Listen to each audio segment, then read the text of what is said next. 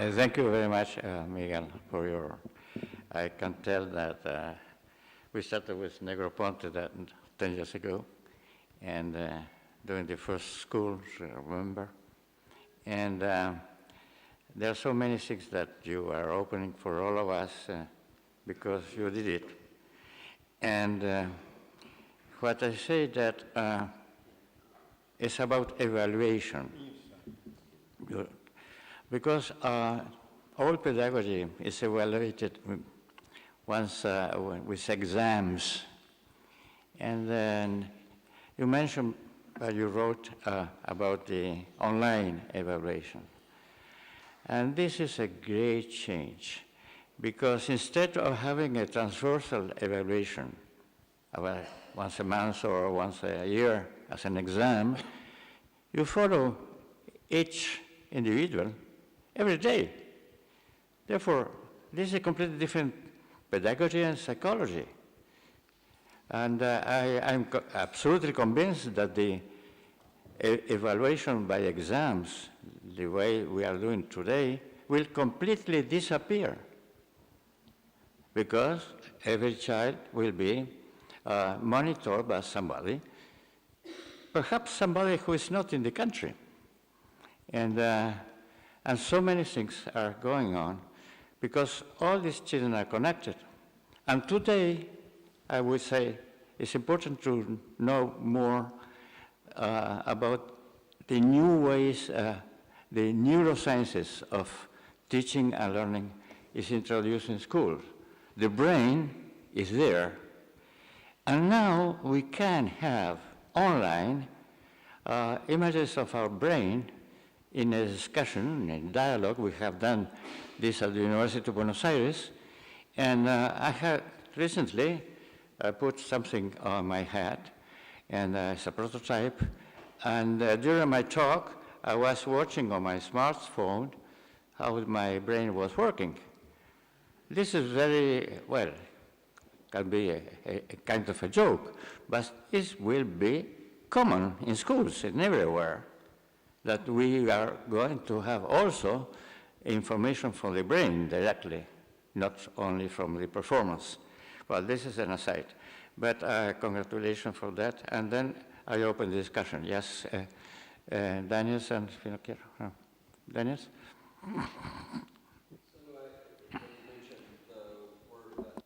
Evaluation a moment ago.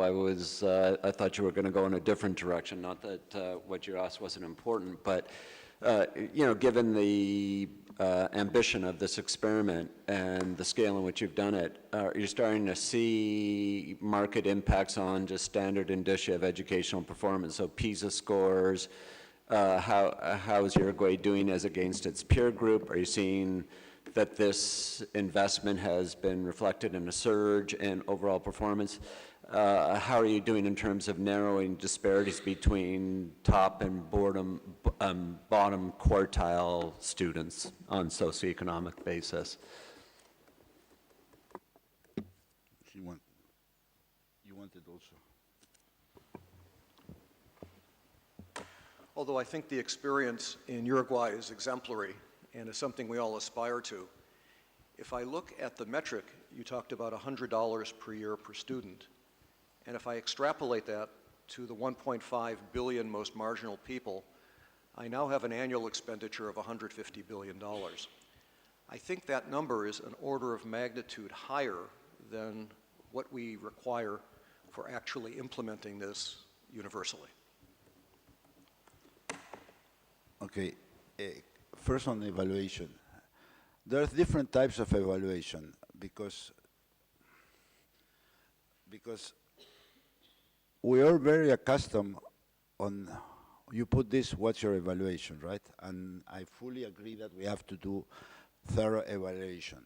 But I know when people ask me in the past, we've just have 10 years, I asked, what's the impact on mathematics? And I would say, what's the impact of mathematics on putting electricity in the schools, right? So the first part of our program was to put infrastructure. We never aspired that we were going to do better mathematics unless we have a tool in mathematics. As an example, we have a tool since 2013, the adaptive math platform. And we just published a report, a third-party report. We studied the students in 2013 when they were in third grade, and in 2016 when they were in sixth grade. And we studied two groups, the ones that used the platform and the ones that didn't, because you cannot oblige people to use the things, right? And we took all the possible factors that will make one student better than the other, the teacher, the school. So we put a very clean sample of students, and the paper shows that there's been a almost 30% increase in the level of how they improve in mathematics. And the most interesting part is that the children that improve more in mathematics are the first quintile, the poorest kids, right? The richest kids, the influence of the platform is much less than in the poorest kids. So this is something, and we're doing this for everything. I'm not sure that there can be, in the short term, a direct result between PISA. We're going to wait till 2018 because the first generation of full software applications on these students is in 2018. But even if Uruguay is doing well compared to Latin America, is not doing well compared to itself, should be doing much better than what we're doing. And so technology is not a silver bullet that will solve the problems in education, right? We can argue very long, and we can also argue other implementations if they're better or not. With respect to cost, this is a program by which everyone gets a laptop. And so it's totally different when we're talking about getting internet to the 1.5 billion on the lower income. Because, for example, we have decided not to use tablets in certain grades because we think tablet is a consumer device, it's very difficult to be creative with it. And the difference between paying $40 for a tablet and $180 for a laptop is the whole equation changes. But we have a very ambitious implementation on pedagogy. So my point in this discussion is we have to agree on the basis is to have the right to the connectivity.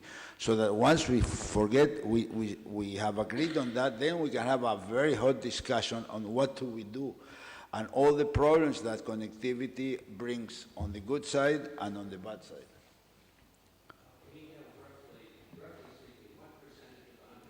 Is connectivity?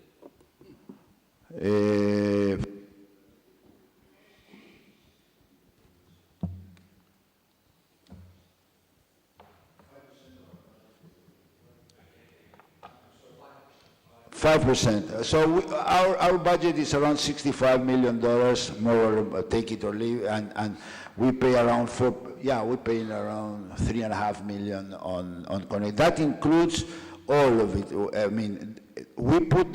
That doesn't include the infrastructure on the equipment that we put. This is bandwidth, what we are talking, 4 or 5%.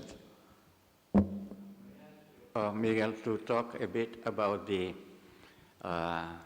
the work you are doing with the elders, which is with the elders, los jubilados, because this is the way you are doing in Uruguay, that you are giving also to the grandmother or grandfather, all the who are retired persons, is for me as important as to give that to a child, because it's amazing the way that the society changes because of this connectivity of the whole family.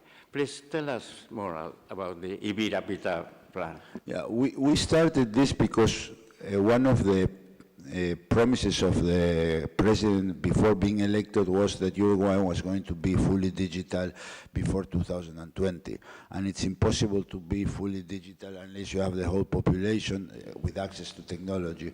So we devised a program by which we give tablets, but we don't give a regular tablet. We give a regular tablet with a software on top of it just for old people, right? So we call it a launcher on top of Android, so that if he wants to use the full tablet, he can do it, but most of the people use certain apps, so it's basically dedicated to reading, to health, to other issues. And it's been very interesting how people, 65% of the people that receive use constantly the tablet. Now, the tablet is competing with the cellular because many old people are getting cellulars now or trying to get cellulars because they see certain value better than in the tablets. And now we've decided that this year, when I say this, next year, we're going to give tablets with a SIM card, because the tablet comes with 1 or 2 gigabyte free internet, and we're going to do it with a SIM card so that they can use, the old people can use WhatsApp, that they can't use it while using the regular tablet. But it's basically, the main thing, we have now a library, and a public library that you can borrow books, and we did that for the old people, and they are using it very much. Another question? I've one just a comment. Oh, yes, O'Brien? I'm just picking up on Ronald's point there about the 150 billion. You know, historically, people communicated using pigeons, then they used to a postal service. But if you want something radical where the wealthy world pays for the poor world and connectivity, if you took 1,000 of 1 cent and created a fund for every email sent, you would create a fund of $27 billion a year, very, very quickly, which would go a long, long way to solving the problem. Now, people would say, wow, that the internet, you can't do that. But if the World Bank or somebody oversaw a fund that was generating this kind of money every year, you might do it only for 5 years, but it would go a long, long way to solving the problem, and it would be an instant success in my mind, because an organization sending 1 million emails a year only will pay like less than $500 or something de minimis. So maybe that could be a radical way of shaking it. I love your program from Uruguay. It's fantastic. That old age is getting younger. And please now, perhaps, so sorry, Tore. Maximo? One comment. Thank you very much for the program. I have looked at it very carefully. But one thing which I think is important to reflect is that this is not only connectivity, it's connectivity plus content. No? So it's very important, and that plays a crucial role. The second thing is that the level of people that knows how to read and write is huge in Uruguay. So only 1.2% doesn't know how to read and write between 15 and 49, and only 3.5% between 65 over. That means that your elderly program makes sense because people know how to read and write. But in rural economies, that's not the case. Then we need to think carefully how that can be adapted. No? So there are constraints there that we need to keep in mind if we want to scale up something like this.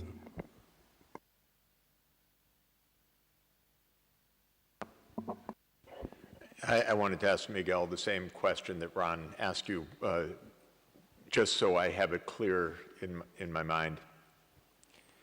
The program sounds wonderful, exactly what I would like to see countries do, and you've done it. And so I want to be able to argue that it works in some way. In what way, if at all so far, can you say that it works, other than that you're implementing it?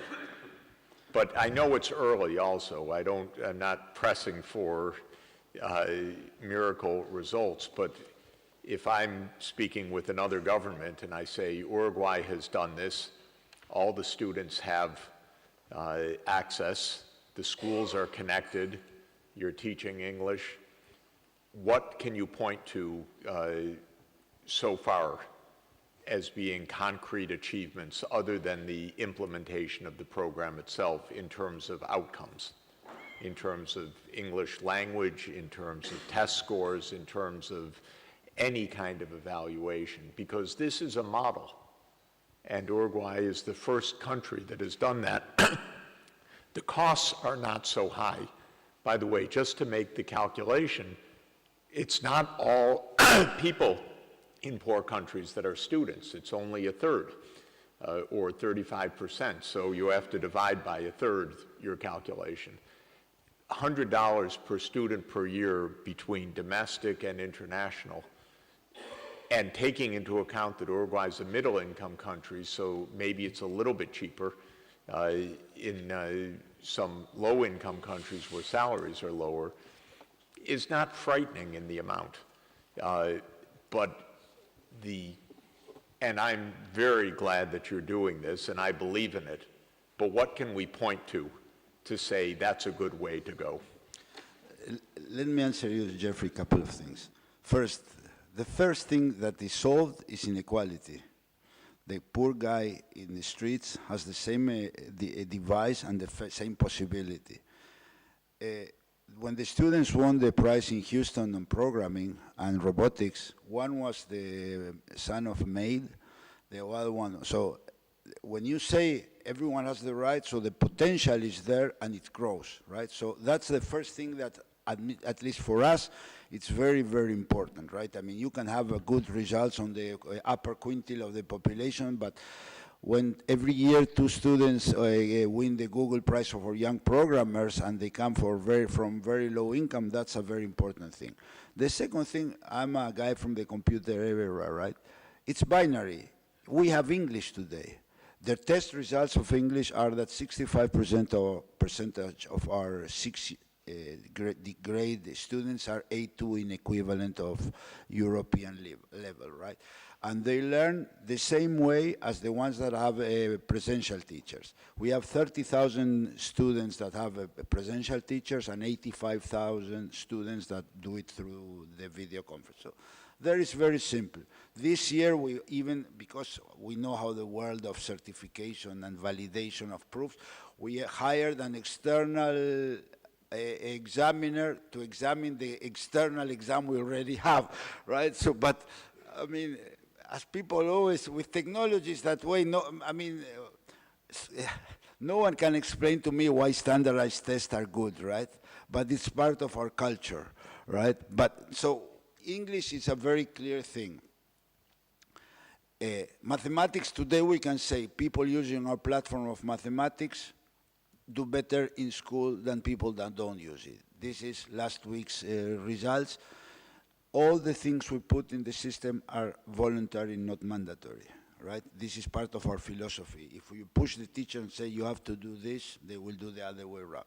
In primary school, 50% of the students and teachers use the math platforms, 50% don't use it.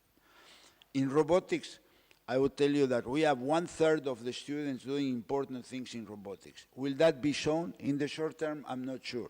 We are running an experiment with Michael Fullan. I'm not sure if you all know Michael Fullan. Is a Canadian professor that has done a lot of reform in the UK, in Brazil, in other places.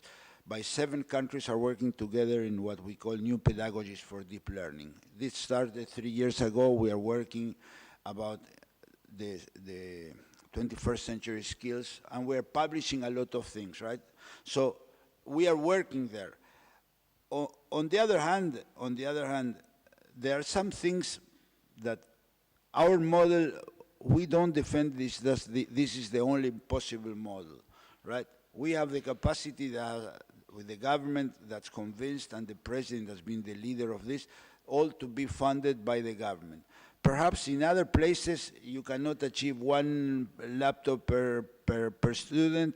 You will have to do a different flavor, right? Or the laptops stay there. I mean, I can tell you a lot of problems we had with even the concept. When you say 1 laptop per child, when people ask me what was our biggest mistake, I say our biggest mistake was to put so much emphasis on the laptop was on the kid, on the bright side, that a lot of people didn't pay attention on what many kids were doing with their laptops, if they were, right? The family said, no, it's the kids. The teacher said, it's the kids. And they said, please be careful. Even though the laptops are very robust, they break. They are kids, 6-year-old. We all have our cellular with breakage. Imagine. So there are a lot of problems in this implementation. But the fact that you have books, right? You tell me, in which country in the world has every student the textbooks for him? How much is that value? No one knows. Now, a government can tell you, I don't have enough money, right? I'm a marathon runner, right? So you divide a marathon in steps. You have to decide what are the three things you want to, how are you going to do these three things, right? If the important thing is books is one thing. Content is very important, but what is more important is to discuss what's the relevant content. When I go to the bet shows or the other commercial shows, I'm very scared that a lot of things are put in the table the same way that 100 years ago were put. So books have changed from being printed to being digital, but the business is the same. And we need someone to understand that we need a different proposition for text. We need a different way so that students can access. We can pay it, but I understand that not all the countries in the world can do it, right? So, This is thank you. Can I just say quickly? Yes. He's being very modest. Yeah. He has 0% truancy. He has 100% attendance in schools of ages. But most important, when people ask me, why does this work? My answer is, just go to the classroom. Just look. And people go, and the energy in those classrooms is unbelievable. We even have some before and after videos. Those kids are so engaged. They go home, they do their homework. One homework the kids put up onto YouTube and had millions of viewers. These are 6-year-olds. So it's an learning energy argument. Now, please, yes, but perhaps we can go after lunch because Matt Keller will be giving his talk now. But we are going to discuss this after lunch. Go, Matt Keller.